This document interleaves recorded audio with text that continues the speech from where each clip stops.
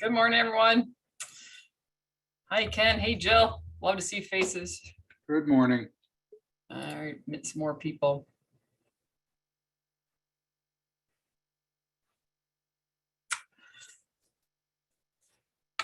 Lots showing up, plugging in. It's already August. Saw people going to school, kids going to school.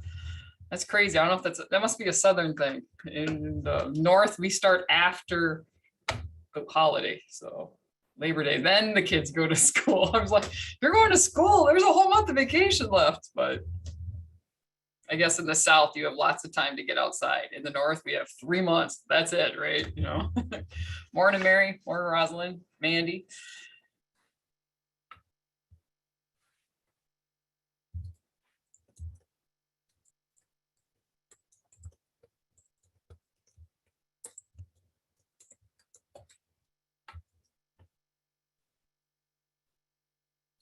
Put some more in. It's been there's a lot of anxiety I see happening about ACA and open enrollment, and oh, I had to do the certification, and oh, there's this rule. What's this rule? What paperwork? What do they sign? What don't they sign? As I keep telling you guys over and over and over and over again, it's not a smart system. It's not a smart system. And even the Medicare, the CMS, they're not smart either. That's why there's a lot of vagueness. So don't overthink it too much. Do what's right. Do your best, you know, as the process gets nailed down.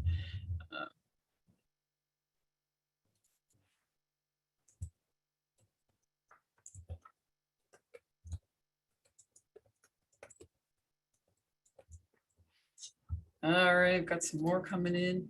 So we're going to go over some of those things. I guess I don't know if you know your buttons down there, you can raise your hand. I just wanted to know how many people have gone in and got their certifications. If you went in. Ken did, I did. Morning, Jim and Jim. Morning, Joseph. Michelle, Brandon did it. So I know Sam, Michelle. It is so easy. So don't just do it. If you sit down and just do it, I'm telling you, you'll be done in a half hour. And that's even reading. So the CMS certification is super, super easy. I know there, yeah, Sam did it in 20 minutes. Mine took a little longer because I was kind of cutting some stuff out for today. So Shelley did it, Joseph. Go and do it. Statistically speaking, it has shown that those agents who get that done and just get it out of the way, even AHIB and all the Medicare stuff, they just do better during open enrollment. You're more prepared. So it's pretty easy to do it. Everyone, there's a couple more people joining. Yes, the FFM certification. I know it's funny, like everybody's sending out, hey, it's there, it's live, but I noticed a lot of them didn't actually have the website to go to, the very specific link to go to get your certification. So I'm just letting you know it's the CMS portal. So I put it in the chat, but that's the portal, portal.cms.gov/portal/. So yeah, so there, yep, that link. It was funny. I'm like, they never had the link. They send you to like healthcare.gov that tells you that the training is open, and then it sends you to like, yeah, I kind of like. Yeah, some of them you can get CE for it. If you're looking for some CE classes, you can do that. I like getting it from the source. Be interesting, Tim, to tell us, you know, what's the difference? What did it show? Because it's pretty easy. And if you've done this before, the recertification is about 20 minutes. If you're brand new, I can't tell you what it'll be because they change it every year, but it's not difficult. It might be a little tedious. It's not very entertaining. There's not somebody talking. It's just page after page after page of words. So, but once you do that the first time, the recertifications are so easy. So, all right, we are right at the top, 10:03, a couple more people jumping in. And we'll let them in. One of the things when I was redoing the certification yesterday that I really liked what they said is the point of an agent. Now this is me, and I'm thinking that's a lot of you. We want to be the experts in our area. We're not the call centers. We're not doing that. It says the reason we're supposed to be doing this is to improve health literacy and providing education. It is vital to ensuring that consumers choose the plan that's right for them.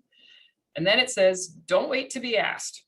Consumers may feel like you're going to think they're stupid if they don't ask. So they'll just grin, and you just, spent 20 minutes talking in acronyms and saying do MOOP and deductible, and they don't know what that is. And honestly, even if they think they know what a deductible is, rarely do they know what a deductible is.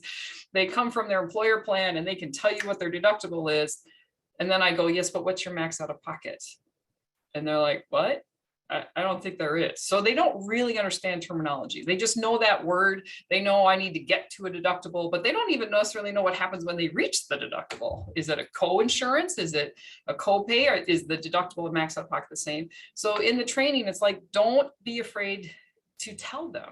Now, don't talk down to people. You don't have to go, so I know you're an idiot, right? But they're coming to specialists. They're asking us to help them with this. The ones who don't want our help are doing it themselves, right? Those are the ones that are going to healthcare.gov, they're going to Sherpa, they're just doing it themselves.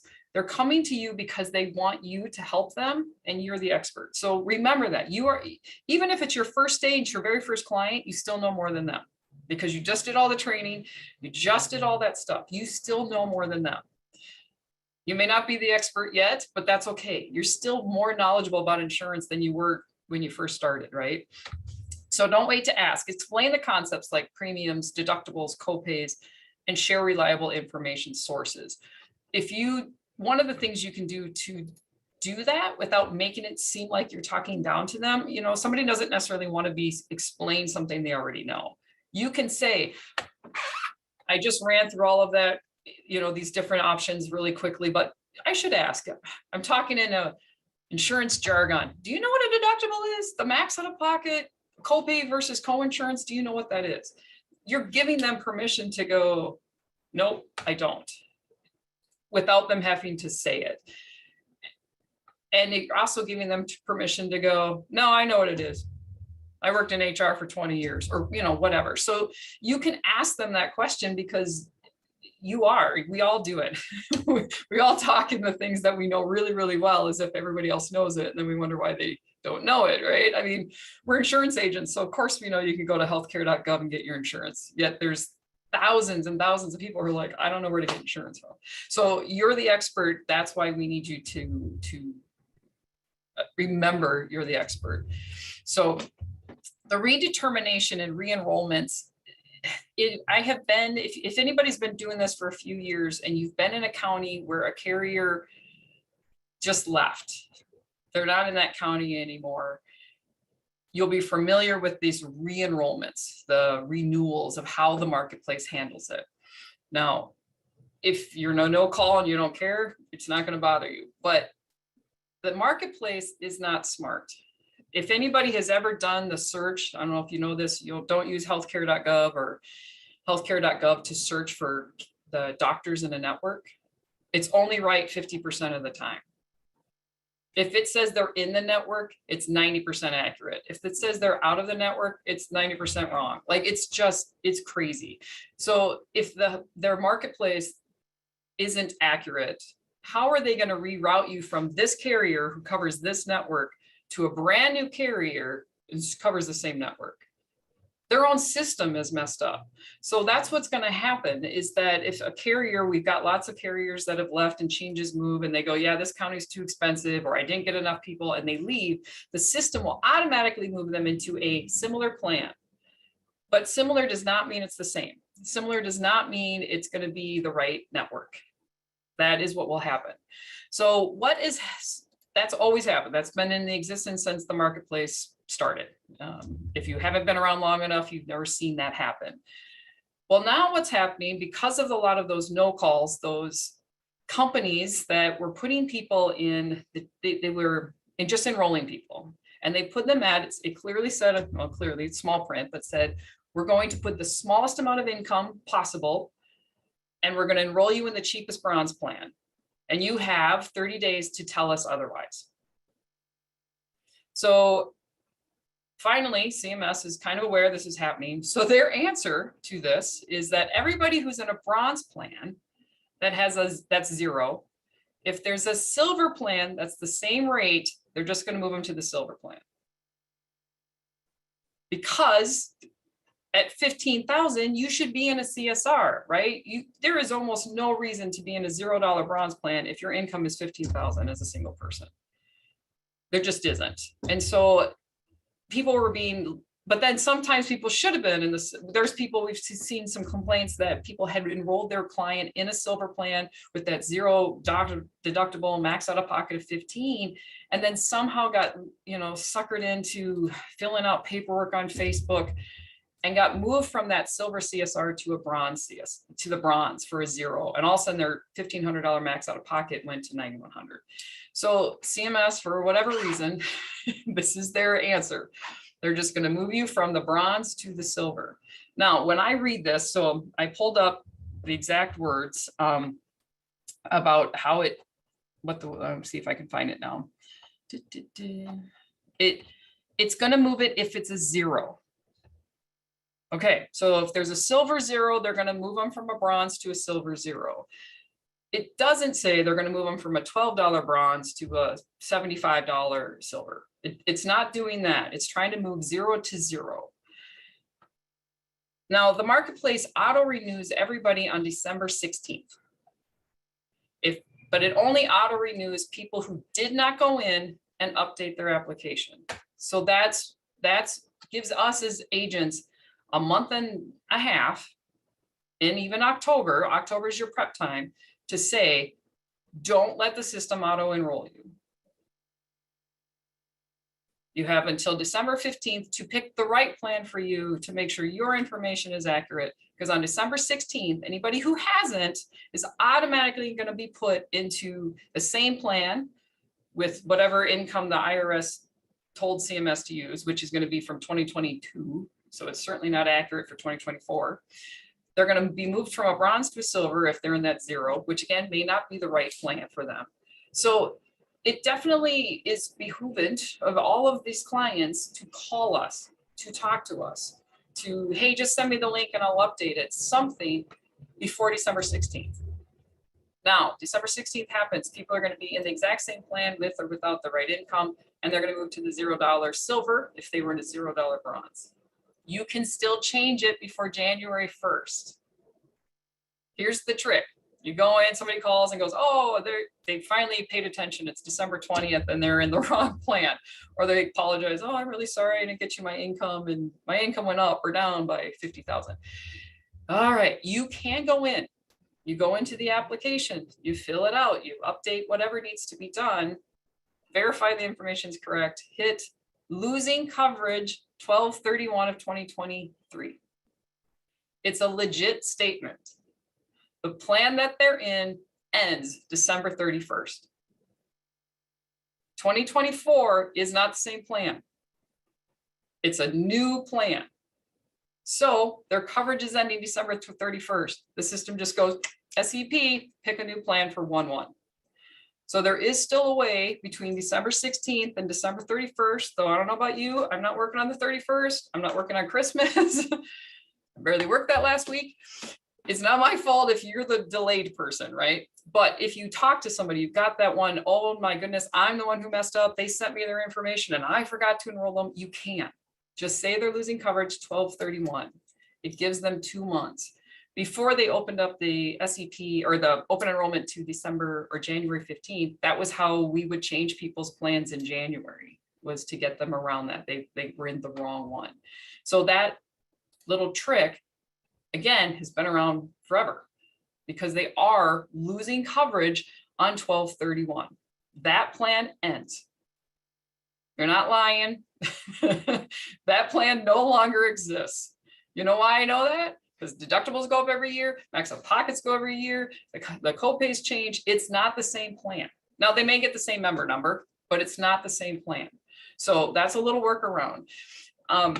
The re-enrollment is not, it's good. I'm glad that they're going to auto renew people. In fact, at the end of the application where it says, are you giving us permission to auto renew? I tell people and I say, They're doing this so that if for some reason you're in Boca Raton on vacation for 2 months and you miss open enrollment, you can't lose coverage. It's just a fail-safe because we know people procrastinate. We procrastinate. People forget something. We've had people that were in the hospital. Okay, I get it. They were just, they were trying to live. They weren't thinking about their insurance at that moment, though kind of their insurance at that moment. And they're like, oh, I got to get out of here. I had somebody call me. She's like December 18th. She had been in the hospital. No, she wasn't in the hospital on November 1st, but all right. So it's a fail-safe. They can't lose coverage. So it's there. I always click yes, auto renew. And the truth is, even if you tell them not to, the system does it automatically. And you know why? It even says it in the training yesterday. Consumers with active coverage cannot opt out of being auto enrolled. It was right there. I was like, what? It was right under redeterminations and re-enrollment section. Each year, the marketplace determines their eligibility based on the income that they find and blah, blah, blah. Note that consumers can opt out of having the marketplace automatically reassess their tax credit, but they cannot actively opt out of being renewed. Things change. So I think this is kind of interesting. So I tell people whether you agree or disagree, they're still going to auto renew you. So let's just say yes. That way there's no mess up. You can't miss insurance or you can't miss being enrolled. But please don't let the government just do this for you. They're not going to do it right. They're going to use income from 2022. Is that income 2022 the same as 2024? It could be, but probably not, right? Most people don't have the same income for that long, especially if they were working in 22 and they're not working now. So that's how the auto renews and redeterminations are going to happen, but you want to not let that happen. Now you do your best, you reach out. We have CallFire. So CallFire is a resource that you can use. CallFire is you make one voicemail and then you send it out to everybody. And it says right on there, hi, this is Chris, and this is a message, so they don't think it's me live. And then I say, renewals are coming. I'm going to send you a link from Health Sherpa, which, by the way, I think is brilliant. And we will go into way more of the renewals in September and October, best practices. And then you're going to get this. If you have an office staff, you can tell them, push 8 to contact the office or whatever like that. It will. Everybody gets that message. It goes through their voicemail, they listen to it. You can send an email blast out. You can do all of this stuff in October. There's no way somebody doesn't really know that enrollment's not happening. Healthcare.gov is about to email the crap out of them. They're going to get paperwork. It's crazy, but people will ignore all of that, but they tend to not ignore their agent, right? I do. Josh does, Sam, all my staff are all like, ignore healthcare.gov. Oh my goodness, ignore healthcare.gov because they're just so much, but please don't ignore me. I will reach out to you because I'm trying to make the best for you. So if you teach your clients in your appointments, they're just going to love you. So they're going to trust you. They're the ones that are going to reach out to you. So I saw there was a couple messages going on over here. How many clients? Oh, how do you speak to many clients that get the information needed to check their plans for 2024? Are there occasions you select same coverage? Do you go through HS and re-enroll them if they want the same plan next year? Yes, Jill, I do. Now, what I have learned over the years is I ask them to help me. I used to do it for them. I'm like, please just send me your information on your income, or let's. A lot of people like to come see me, so we have a 30-minute appointment or a phone call. But I have now said, because we have too many and we're trying to make this be more efficient, I'm asking you to help me. I'm going to send you the link from Health Sherpa. Just go in there and make sure your information is still the same. Just fill it out. I'm not asking you to select the plan. And they'll go, okay. I said, and my clients see what I'm doing because I have a screen that's showing them what I'm doing. If you're zooming, let them see the application. There's no secrets. Besides, they can catch it when I typo. And I said, you saw me. It was pretty easy. Your information's already there. All I'm asking is to please you go in there and make sure it's still correct. So that has helped a lot. So then it's also the onus is on them, right? They see it, they put in the information. There will be some few who are like, oh, I don't want to, and they're afraid. And okay, we have a form we send out that says, you told us your income was this for 2023. What's it going to be for 24? And then they sign it, send it back, or email it, or, you know, so we have their document telling me what they make. And then I go in and I just quickly update. Renewals are really easy. The information's already there. You're usually just going, yep, yep, yep, yep. Income, yep, yep, yep, done. So they go pretty fast. And then I re-enroll them in the same plan. And there's a couple of reasons. One, the tax credit will change every single year. I've never seen it stay the same. And so if they don't actually do the application, they may actually be losing on tax credit. They could be paying less per month. Yeah, they'll get it at tax time, but I don't know about you, but if I don't have to pay $100 a month and I can pay 75, I'd rather pay 75. But the also reverse is true. They may still be in the same plan, but now they should have been paying 125 and they've been paying 75. Then tax time comes and they're like, why do I owe so much back? So I do it every year. I want the whole application to go through. I have a few people who like to just auto renew, but I know who they are. And I usually call them the last week in December and I go, I just want to make sure, you know, Samantha is one of our agents, is no longer here, going through some stuff. And she found a person who's had the same Social Security for like 4 years or 5 years. Well, we all know that's not accurate. Their Social Security's checks have gone up. So, you know, what's going on? Maybe she doesn't realize at tax time she's paying stuff back, you know. So I'll be reaching out going, all right, I know you've had to raise Social Security, you know, I don't want them to ever come back and be mad at me that I didn't tell them that. Client says, send me the link and I'll change it. Yep, it's in your Health Sherpa. You'll see it. As soon as that is available to click a button, you can actually click all of your clients, send the link, and it will send an individual link to every single one. It's really easy. You can, I mean, if you want to, I know a company that they don't like to do that. They copy and paste each individual link and send it from their email. But I ain't got time for that. I think if you got 10 people, yeah, why wouldn't you do that? But if you've got, I don't know how many we have, you know, right now, there's a lot. We don't have time to do that. So you can just send it right from Health Sherpa. Or if your book of business is small and you want to make it personal, absolutely do it now while your book is small. You can send it, you can actually copy that link and send it out to them from your email. 1,800. So there you go. 1,800 applications. So there's no way I'm going to make an individual email for 1,800. Health Sherpa makes it look pretty individual. You can customize the email that goes out, you know, but it's a renewal link. I do it differently on the front end. I'm getting them ready on the front end with the individual calls, with the emails, things like that. Any questions on how the re-enrollments are working, the redeterminations? Every year,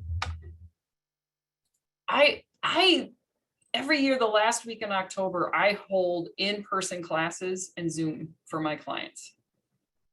Now that's me. You don't have to do that, but I do. And then I record counties. I'll just say, all right, Milwaukee County, because we do have clients. Milwaukee County this is what you're looking for. And then I'll make it for another county. And then I put those on YouTube and it'll just say Milwaukee County.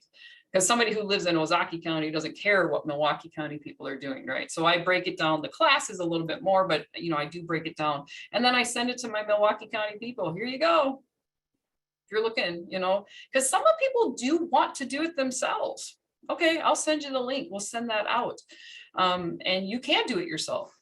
When they do it themselves, Health Sherpa tells you. You will get a link from Health Sherpa saying somebody created an app. You'll get a link saying you have a new lead. And then you get one that says somebody enrolled. Look at those, make a plan. Like every evening, you go through every email from Health Sherpa, who enrolled, and somebody did it themselves. Yay, awesome. I still look. I go in there, I see what they put. I update my system with the income that they put in. I still send them a 4-year records. You said your income was this, here's the tax credit. And I look at their plan.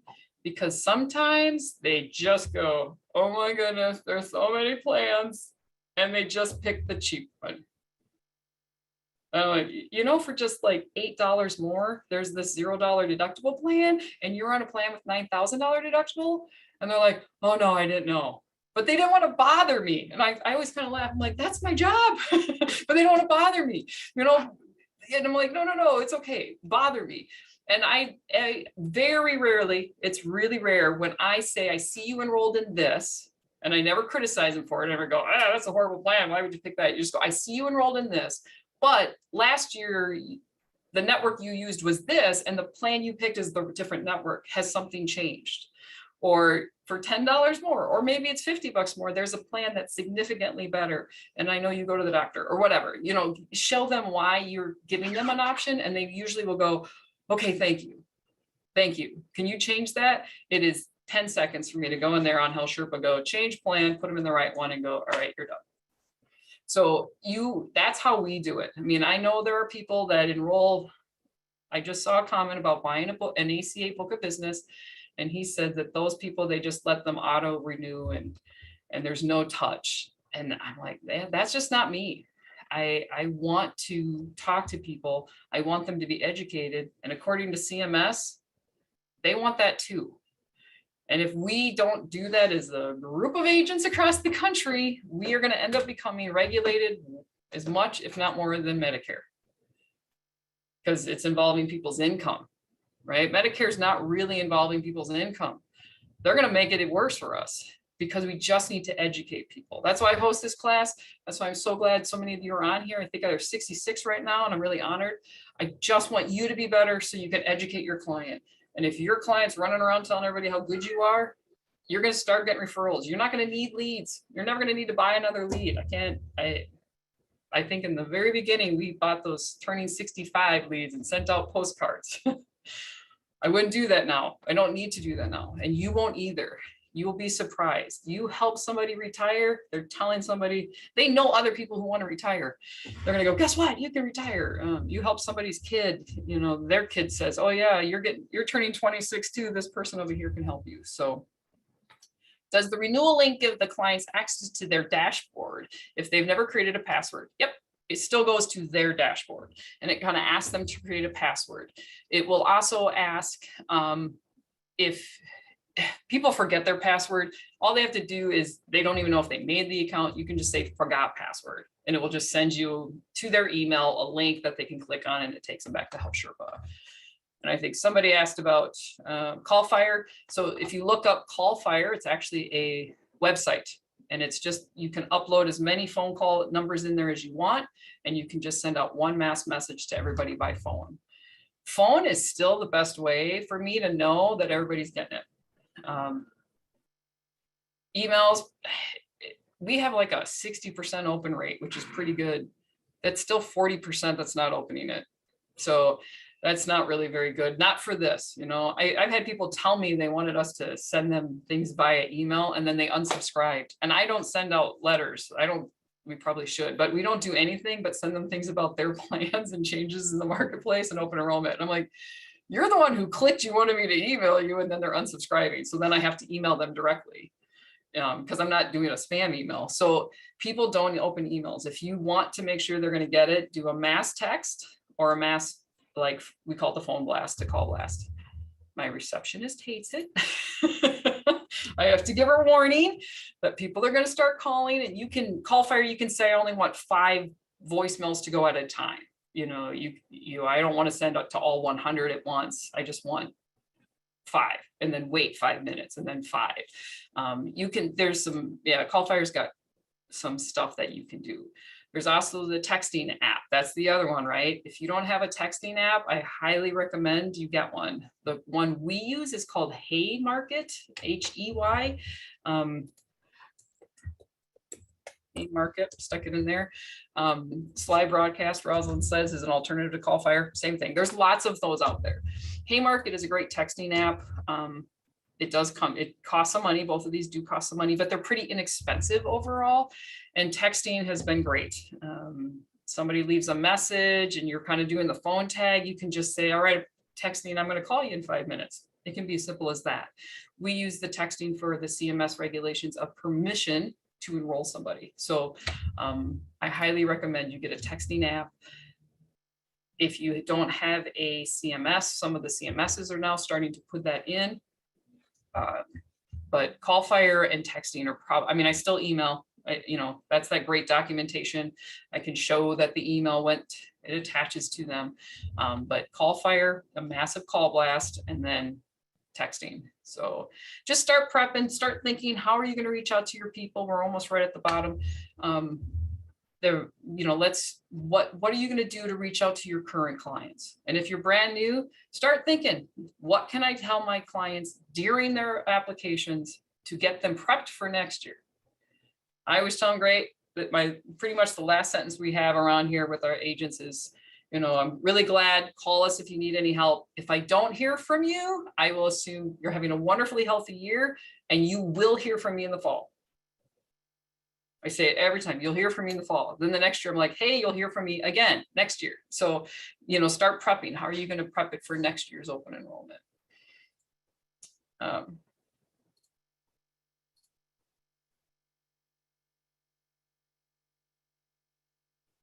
Hey, Joseph, in the email that I'm going to send out today, there is a Calendly link so that you can click that and then you can find a spot on my calendar that fits with your calendar.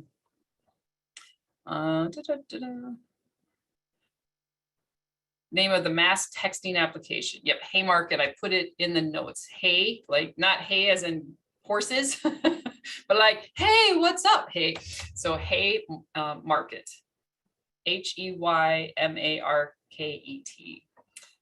Sharon, great, because HS has always told me to call them to have the link resent. Oh, what? No. Do you know a quicker way outside of OEP to get them a dashboard link outside of the renewal period?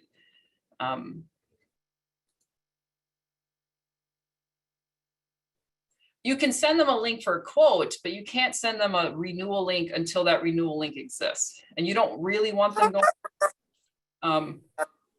So okay, yeah. I'm going to clarify it. Yeah. What So actually happens is sometimes my people will not create a password. And if too much time has gone by and now they want to get in, they can't get in because they just can't. So I have to call Health Sherpa so they can resend the link so that they can actually create a password to enter into their dashboard. oh, okay. So yeah.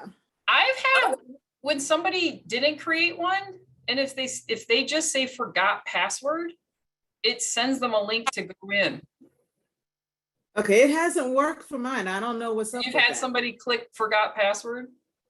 Yes, and then they try to get in and they can't. And Sherpa said that after a certain period of time, the link doesn't work anymore.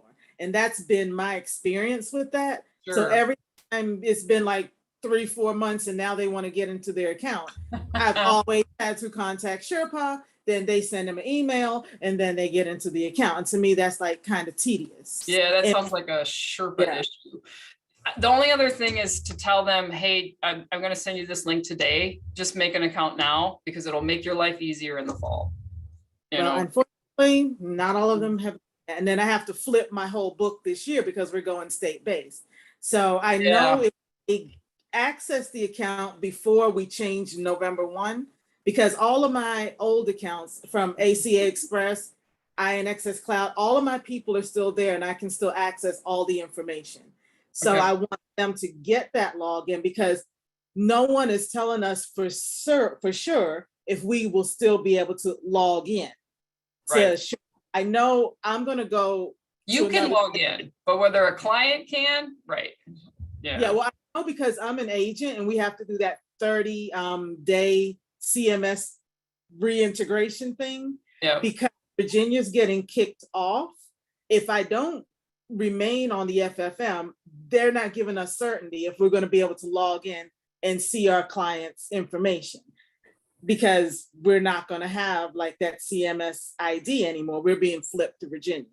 You can still have an FFM certification. I mean, as long as you keep going back, you would still have that because they're not going to say you can only sell in Virginia, right? If you got licensed in Wisconsin, you'd have to, but that would be on you to make sure you keep getting that certification each year. Yeah.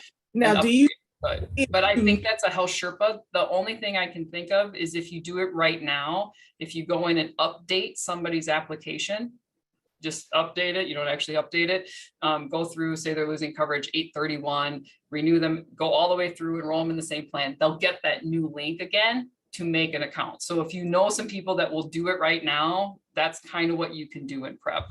Otherwise, I do think you're going to have to deal with health Sherpa sending that link out. But you think they would fix that?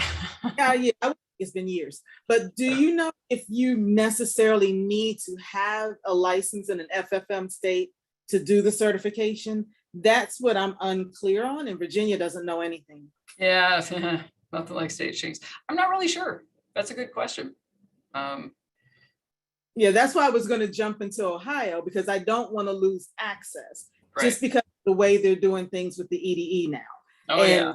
And I get it. I get why they're doing it. But yeah, it's a good question. I don't know, I know my brother, he might be the one to ask. He's having some issues with FFM and being licensed in Wisconsin, but he is here and all this stuff. Could he still do the certification? Good question. Well, the rest of us did it. He was meeting with somebody yesterday. But yeah, and unfortunately, CMS is probably not, that's who you'd probably have to talk to, is CMS. No, they're going to take it back to the table and discuss it, and I'll never know anything for 10 years. So I'm just going to pay the $10, get licensed in Ohio, and then that will answer my question instead of talking to them. You can do Michigan too, by the way, if anybody needs that. Michigan costs like $10 and you never have to do continuing education. So, oh, wow. Yeah, Michigan's pretty inexpensive too. All right, we are definitely past the 30-minute mark. So this might be the closest one I've kept us to. So thank you very much for coming in. Any questions, let me know. Next week, we're going to talk about short-term policies, how to do those correctly. They have their place, and there's probably still a market for them into the beginning of next year. And then we'll see what happens as far as regulations. So thank you all. Have a great rest of the week.